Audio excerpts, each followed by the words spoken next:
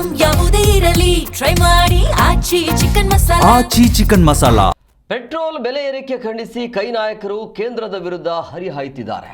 ಚುನಾವಣೆ ಮುಗಿದ ಬಳಿಕ ಬೆಲೆ ಏರಿಕೆ ಮಾಡೋದು ಬಿಜೆಪಿಯರದ್ದು ತಂತ್ರ ಅಂತೇಳಿ ಸಚಿವ ಸತೀಶ್ ಜಾರಕಿಹೊಳಿ ಆಕ್ರೋಶವನ್ನು ಹೊರಹಾಕಿದ್ರು. ಇನ್ನು ಬೆಳಗಾವಿಯ 4,500 ಕೋಟಿ ವಂಚನೆ ಕೇಸ್ ಬಗ್ಗೆಯೂ ಕೂಡ ಜಾರಕಿಹೊಳಿ ಮಾತನಾಡಿದ್ದಾರೆ. ಏನು ಹೇಳಿದ್ದಾರೆ ಕೇಳೋಣ ಬನ್ನಿ.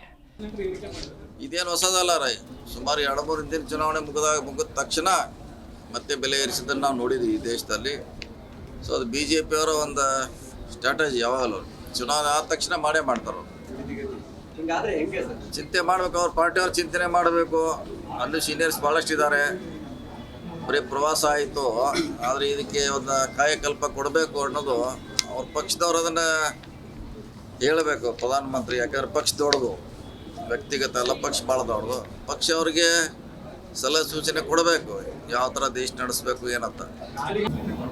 ಅಲ್ಲ ಇದ್ದೇ ಇದೆ ಅಂತ ಭಾಳಷ್ಟು ಇದೆ. ಮೋಸ ಮಾಡಲಿಕ್ಕೆ ಒಂದು ತಿಂಗಳಲ್ಲಿ ಡಬಲ್ ಕೊಡ್ತೀವಿ, ವರ್ಷದಲ್ಲಿ ಡಬಲ್ ಕೊಡ್ತೀವಿ ಅನ್ನೋ ಮಂದಿ ಇದ್ದಾರೆ ಅಂತ ಗೊತ್ತಾದ ತಕ್ಷಣ ಪೊಲೀಸರಿಗೆ ಗಮನಕ್ಕೆ ತರಬೇಕು. ಸರ್, ಇದೊಂದು ರಾಜಕೀಯ ಪ್ರೇರಿತ ಅನ್ನುವಂಥದ್ದನ್ನು ಕೂಡ ಕೆಲವೊಂದಿಷ್ಟು ಮಾತುಗಳು ಕೇಳಿ ಬರ್ತಾ ಇದ್ದಾರೆ.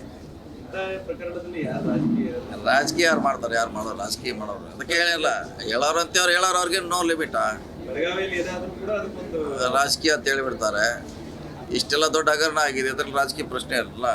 ಹೌದು, 10 ದಿನ ಇದಾಯ್ತು. ಅದು ಅವ್ನು ಮಾಡುವಂಥ ಭಾಷಣ ರಾಜಕೀಯ ವ್ಯಕ್ತಿಗಳಿಗೆ ಥ್ರೆಟ್ ಕೊಡುವಂಥ ಮಾತಾಡೋದು ಅಂದರೆ ಇದು ಉದ್ಭವ ಆಯಿತು. ಆಮ್ಯಾಗ ಅದು ಒಂದು ನೋಡ್ಲಿಕ್ಕೆ ಹೋಗಿ 2 ಸಿಕ್ತು, 2 ಹೋಗಿ 3 ಸಿಕ್ತು, ಹಂಗಾಯ್ತು. ಅದಷ್ಟೇ. ಸಿ ಐ ಡಿ ಅವ್ರು ಮಾಡ್ತಾರೆ, ತನಿಖೆ ಮಾಡ್ತಾರೆ.